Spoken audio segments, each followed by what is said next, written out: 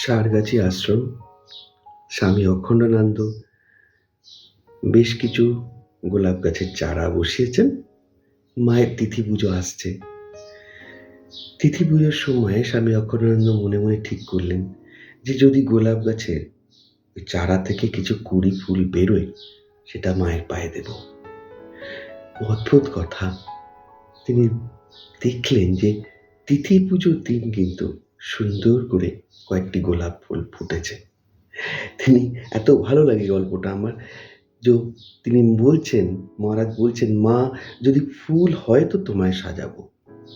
তিনি মাকে বেশ কথাটা বলে রাখলেন যে ফুল হয়তো তোমাকে সাজাবো। বলবো কি, তিথি পুজোর কদিন আগে কুড়ি দেখা দিল।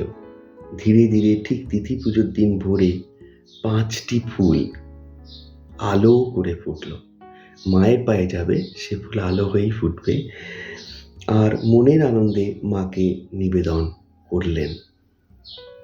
এরপরেও কি সংশয় হয় যে মা শোনেন না?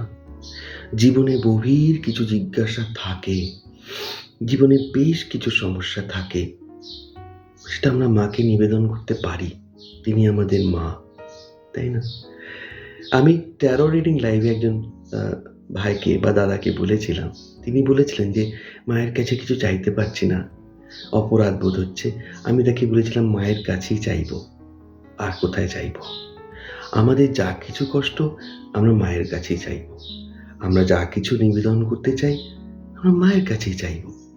মা ছাড়া আমাদের কে আছে সত্যিকারের, তাই না?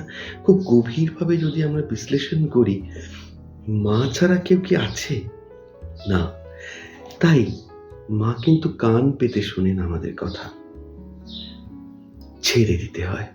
ঠিকই চারা গাছটি বসানোর সময় মহারাজ বলেছিলেন, যদি এখান থেকে ফুল হয় তবেই তোমায় দেব। তিনি কিন্তু ভাবেননি কিভাবে ফুল হবে, তিনি মাকে কথাটি বলে রেখেছিলেন।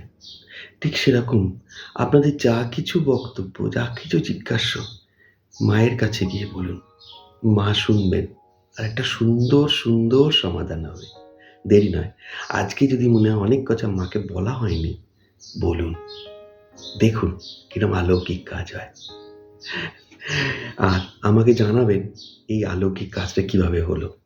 আমারও কিছু বিশ্বাস বাড়ে তার সঙ্গে। ভালো থাকবেন। জয় ঠাকুর, জয় মা।